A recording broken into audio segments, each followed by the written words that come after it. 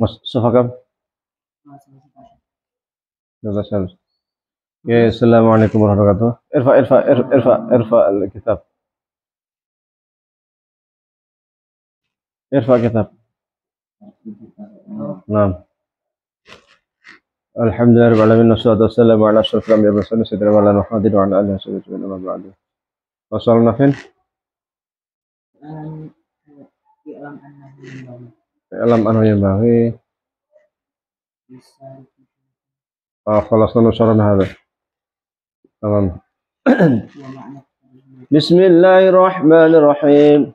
Wajadta lala yasan. Wajadta sofakam? 13.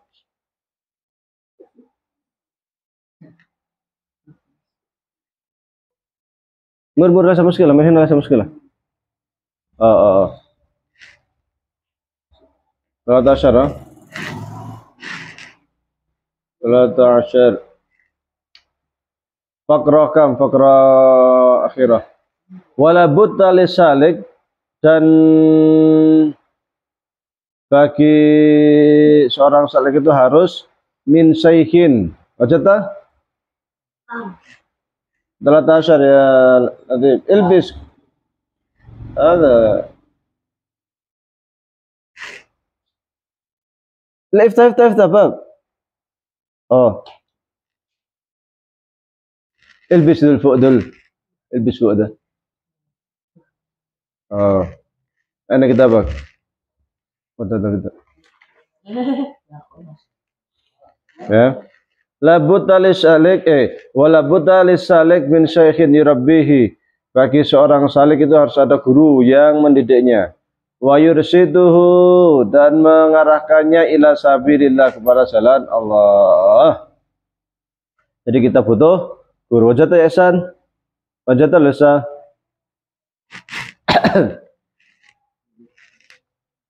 Butuh guru yang membimbing kita, yang bisa mengarahkan kita. Karena tanpa guru nanti kita nggak bisa dikiranya yang ngutil itu benar, padahal ngutil itu salah. Nah, makanya biar tahu mana yang benar mana yang salah harus ada guru. Fa idza irtahala sallallahu alaihi wasallam. Sebentar. Fa idza irtahala sallallahu alaihi wasallam faqad khallafal khulafa'a fi makani. Ketika Rasul sudah meninggal, irtahala itu artinya pergi, tapi ini maksudnya Rasulullah meninggal.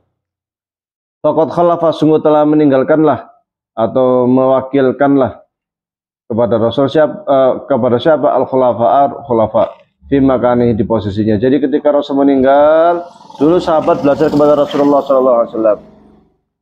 Sahabat. Kemudian setelah Rasulullah meninggal ada namanya Khulafaur Rasyidin. Abu Bakar, Umar, Utsman, Ali. Nah, itu yang namanya khulafa. Maka dalam hadis katakan, alaikum bisunnati wa sunnati khulafair rasyidin al-madin. Hendaklah kalian itu berpegang kepada sunnahku dan sunnah khulafair rasyidin. Karena apapun yang mereka lakukan itu selalu berlandaskan kepada Al-Quran dan sunnah Rasulullah SAW. Bukan hanya khulafair rasyidin, sahabat pun sama. Jadi dalam hadis dikatakan kalian berpegang teguhlah kepada para sahabatku, ashabikan nujum. Sahabatku itu bagaikan bintang-bintang. Bi ayyihima qatadaitum. Siapapun sahabat yang kamu jadikan pegangan pasti akan memberikan petunjuk kepadamu. Karena semua sahabat itu pasti baik. Enggak ada sahabat yang enggak baik. Luar biasa. Itu makanya sudah dengan khairu ummah. Bangsa itu kata Rasul, khairul quruni qarni. Baik masa itu masa saya. Tumaladina yalahum, tumaladina yalaunahum. Kemudian setelahnya. Karena memang zaman sahabat itu, bayangkan, sahabat itu jumlahnya 124.000. Itu baik semua itu, soleh semua itu. Nggak ada masa yang sebaik itu. Nah, kita kadang jumlah orang cuma 500 kakak aja yang ke masjid cuma berapa kan. Dulu satu sahabat nggak ke masjid karena wudhu aja nangis-nangis berhari-hari. Saya nggak ke masjid, kenapa nggak sholatnya terlambat ya. Itu aja. Dulu sahabat nggak bisa nyumbang aja nangis-nangis karena nggak punya duit. Mau perang lagi bisa nyumbang, ada sahabat yang nggak punya duit nggak bisa nyumbang apapun, nangis-nangis karena nggak bisa nyumbang untuk jihad di jalan Allah. Sekarang kita suruh nyari sumbangan untuk bangun masjid aja susahnya minta ampun, ya kan? sampai kencereng-kencereng apa, yuk bangun masjid, yuk kita butuh duit. Sahabat itu kalau sudah jihad itu nggak mikir. Abu Bakar tuh seluruh hartanya dikasihkan. Umar tuh separuh hartanya dikasihkan. Nggak mikir sahabat itu kalau udah demi jihad di jalan Allah tuh nggak mikir itu. Nah, zaman sekarang suruh ngasih biaya anak yatim aja susahnya minta ampun. Sampai ada rumah anak yatim yang apa namanya dalam tanda kutip itu bingung pengelolanya karena nggak tahu duit mau dapat dari mana untuk menghidupi anak yatim. Nah ini kan aneh gitu. Jadi memang jauh sekali antara pada masa sahabat dengan pada masa kita saat ini. Nah, makanya sahabat itu kita harus ngikut mereka, siapapun sahabat insya Allah baik. Jauh dengan kita, sangat jauh. Hatta yursidu ilallah ta'ala, sehingga ketika ada guru, ada Nabi, setelah ada khulafaur rasyidin, ada teladan-teladan yang dapat memberikan petunjuk kepada kita. Maka ketika sahabat itu melakukan ibadah, kita nggak usah tanya itu. Maksudnya, kok sahabat itu melakukan begini padahal Rasul nggak usah tanya. Karena pasti yang dilakukan sahabat itu pasti sesuai dengan apa yang dikehendaki oleh Rasulullah SAW. Nggak mungkin menyelisihi dalam urusan ibadah itu. Maka ketika Umar kok sholat tarawih sampai 23 rakaat dijamaahkan lagi, yaitu alaikum bisunati wa sunnati khulafaur rasyidin al-mahdiyyin. Itu bagian dari sunnah Rasulullah. Ketika Utsman adzan Jumat 2 kali, padahal Rasul cuma sekali, yaitu sunnah Rasulullah. Maka apapun yang dilakukan sahabat terus bisa dijadikan contoh. Gitu. Tidak ada hal-hal yang dilakukan sahabat itu bertentangan dengan hukum syariat. Maka aneh ketika ada orang yang mengatakan kita harus mengikuti sunnah Rasul dulu sebelum sunnah sahabat. Nggak ada itu. Semua itu sunnah Rasul. Hanya satu sunnah Rasul diriwayatkan, umpamanya tarawih hadis Aisyah 11 rakaat, hadisnya Umar 23 rakaat.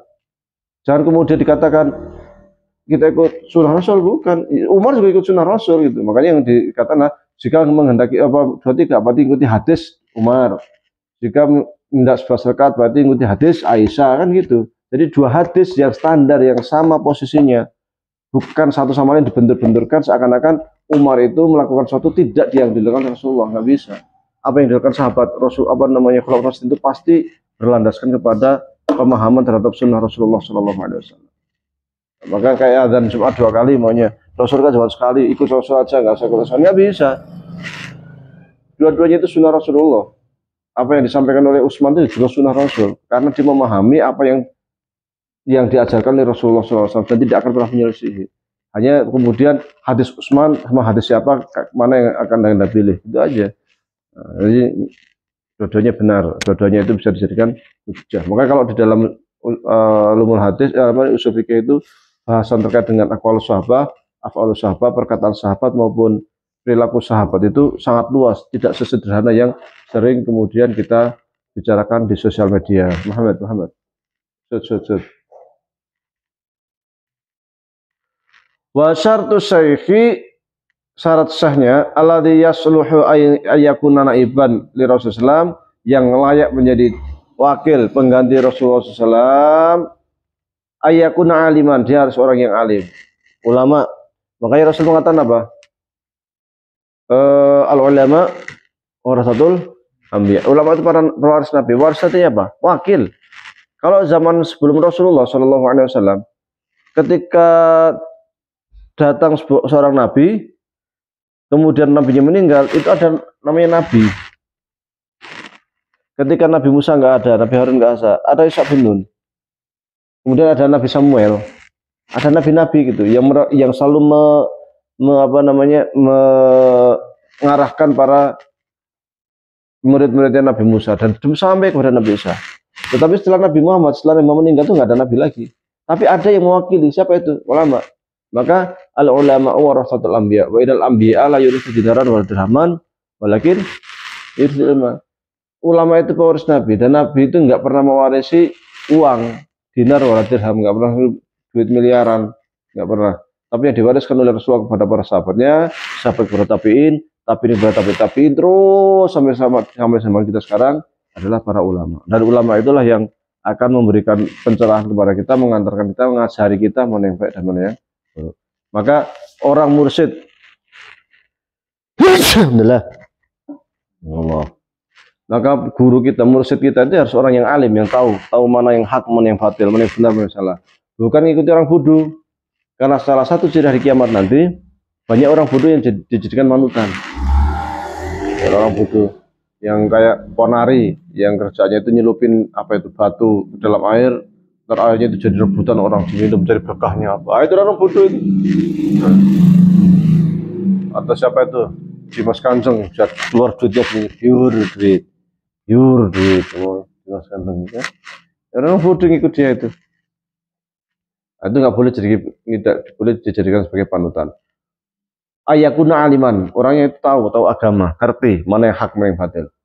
La kullu alimin yasluhu lil khilafah. Tidak semua alim itu cocok untuk jadi panutan, jadi khalifah, sebagai wakil. Wa ini ubayyinu laka ba'du alamatihi ala sabil ismal. Di sini saya akan terangkan khilafah atau naib atau wakil atau ulama yang kiranya bisa kita ikuti itu akan saya terangkan secara global. Maksudnya ya tidak mendetail. Hatta la yadda'i kullu ahadin anau mursyid. Supaya apa? Supaya tidak semua orang itu ngaku-ngaku saya guru lo, saya murabi lo, saya mursyid lo. Kalian ikut saya. Kan zaman sekarang kan banyak yang membaca Quran aja masih berantakan, yang ngaji Quran hadis terjemahan tapi sudah ngaku ustaz, ngaku syekh kan. Akhirnya membuat fatwa-fatwa yang sesat, menyesatkan. Fatwanya diantaranya apa? Kalau minum adzan subuh nggak apa-apa, minum aja. Kalau selesai adzan baru selesai, itu sesat, menyesatkan itu. Yang jelas kalau sudah adzan subuh itu sudah nggak boleh makan minum kalau puasa. Jangan masih adzan bisa nyantai makan, nggak sah nanti puasanya. Nah, itu banyak itu beredar di media sosial itu. Ya. Atau sholat yang aneh-aneh, Allah muter-muter sih. Ini ikut aturan siapa ya kan? Ada yang kakinya itu kalau sujud itu di kusuk. Itu saja ada itu, lihat di Google di YouTube. Jadi aneh-aneh itu. Kita sesuai dengan sunnah Rasulullah, apa yang diajarkan Rasulullah kita ikuti. Kalau enggak ya enggak usah lah, itu kan ibadah. Ibadah itu harus ittiba.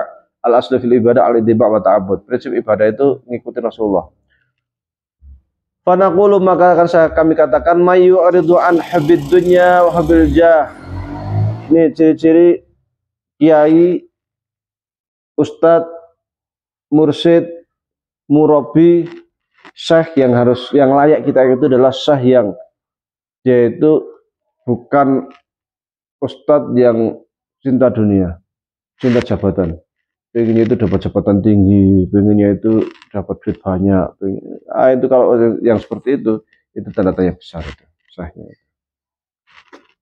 Boleh nggak seorang kiai menjadi menteri? Boleh.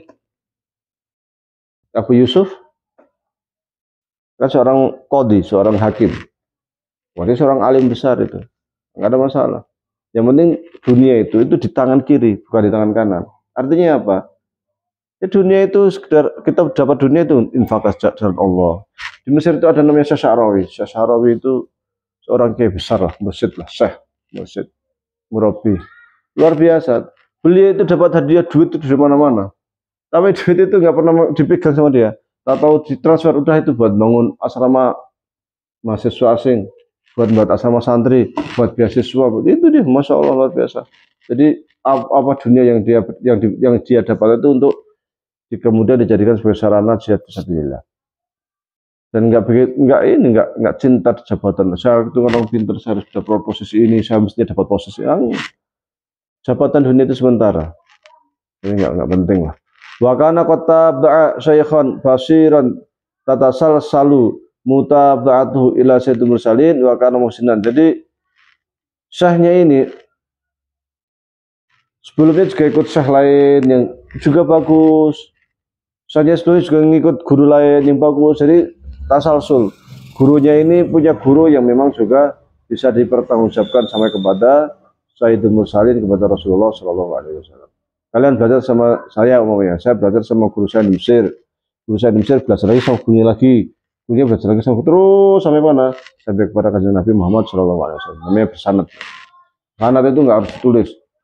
Dari Muhammad, dari Wahyudi, dari siapa, Syekh Hasan Syafi'i, dari nggak harus dengan ijazah yang tertulis di biasanya ada yang tertulis, itu juga bagus sanad. ijazah bukti. Tapi sekiranya tidak, yang penting kan kita belajar sama ustadz yang memang dia itu jelas belajar sama siapa kan. Bukan datang kiai nggak tahu dia belajar di mana, kita ikuti nanti ujung-ujungnya saat menyesatkan semua dianggap bid'ah, semua dianggap syirik, dan ini kan jadi persoalan seperti itu. Wa kana muhsinan riyadhata nafsihi, orang itu suka apa? Riyadhah nafsi itu berarti apa? Riyadhah, mana riyadhah? Olahraga, ya melatih dirinya. Mingkilatil akli, makannya secukupnya lah, sedikit secukupnya. Syekhnya ternyata kalau makan piring besar.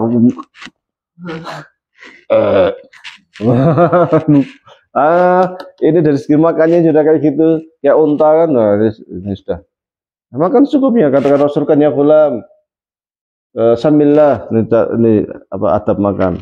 Rasul mengajari anak kecil, ya gulam samillah, makan ya bismillah, bismillah. Wakul biyaminik, makan dengan kanan. Wakul mimayalik, makan secukupnya. Jangan ambil sana, ambil sini.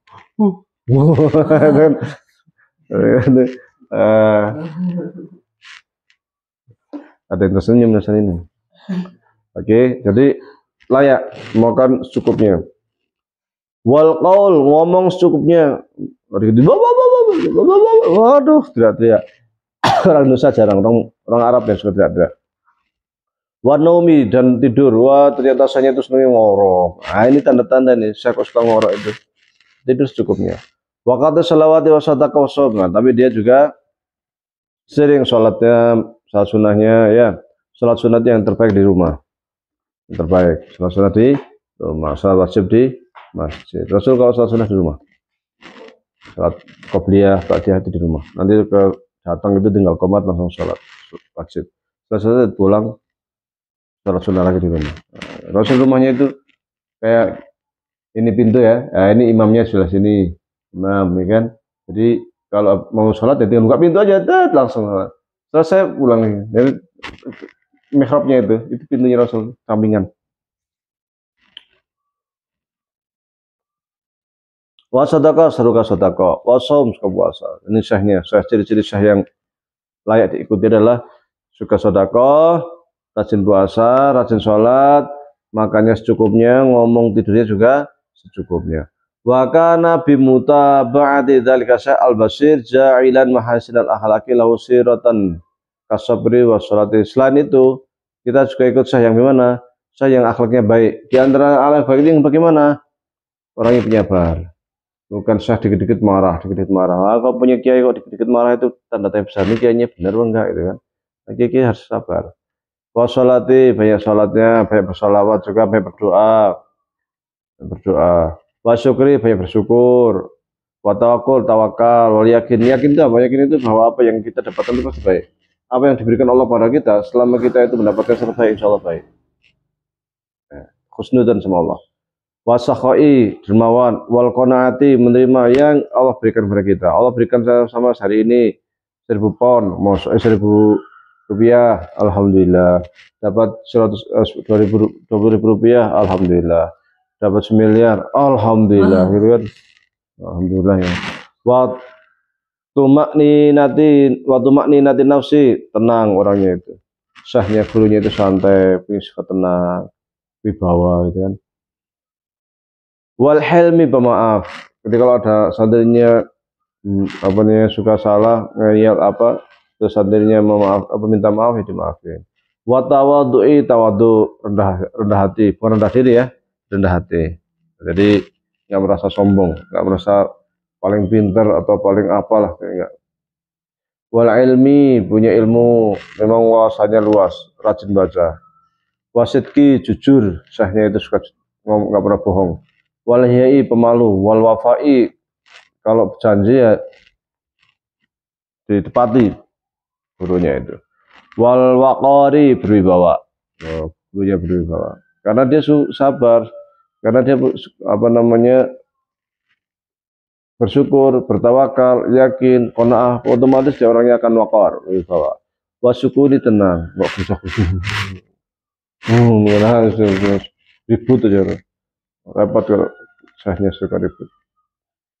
Wa ta'ani wa amsaliyat, santai dan lainnya lah. Bahwa maka si syah itu idan Dia itu adalah nurun, cahaya min awarin Nabi SAW, dari cahaya Nabi Muhammad SAW yang memang layak untuk dicontoh. Ya seluruh layak lil iktitabi untuk dicontoh. Orangnya syukur nerima ya kita ikut syah kita lah, syukur nerima. Walakin namun wujud mitslihi nazirun, orang syah yang kiai yang seperti ini itu enggak banyak. A'azu minal kibritil ahmar, itu lebih mulia dibanding kalau kibrit ahmar itu kalau zaman sekarang itu ya batu mutiara lah, batu mutiara yang berwarna merah lebih mahal. Orang kalau ada syah yang seperti ini luar biasa. Wa man sa'adathu as-sa'adatu fawajada syaikhan kama dzakarnahu wa qabilahu syekh yang bagi ayah tarimahu dhahirun wa batinan. Kalau kita ternyata itu menemukan syekh seperti ini yang punya sifat-sifat penyabar, pemaaf, tawadu, syukur, maka kita harus hormati syekh itu dengan sepenuh hati. Zahiran wa batinan. Zahirnya kita hormati, batinnya kita bukan hanya depannya kita oke berkhidmat, tapi hatinya wah saya diperintah-perintah terus. Dikit-dikit saya. Sekali-kali kayak latih perintah. Ternyata ngaturnya ngantuk kan. Amma ihtiramu zahir, adapun sekedar menghormati zahir saja, bahwa ala yujadilahu, di antara cara yang menghormati gimana? Enggak debat kayaknya. Tip, tolong ambilkan buku di sana. Jangan catat. Nah, enggak boleh. Allah yujadilahu, enggak boleh debat. Wala yastaghila bil ihtijat mahu, jangan dikit-dikit kalau diperintah sama kiainya itu hanya alasan, wah saya lagi ini, nah, nggak boleh.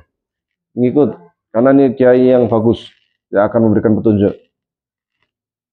Fi kulli mas'alatin, jadi setiap masalah, setiap diperintah, setiap dimintai tolong, hanya alasan, nggak mau. Wa in alima khata'ahu, meskipun dia tahu ada salah, wah ini sebenarnya kiai saya itu ada salah, nanti tinggal diusulkan, kiai mohon maaf, kayaknya yang benar seperti ini, mohon maaf, nah, kan boleh. Ada masalah. Kalau kiranya ya ini ada kesalahan, tapi nggak boleh ngeyel. Wala yulqiya baina yadayhi sajadatahu illa waqta ada'is sholati. Fa idza faragha yarfa'uha. Nah, dia kalau udah waktu salat dia taruh sajadah di tempatnya, kan tempat salat. Jangan kemudian dia siapin lah. Jangan kemudian kayaknya nyari sajadah sendiri. Mana ya biasanya ya? Dulu sana ada di sini, kok di mana nggak ada sekarang? Ternyata diambil sama Latif.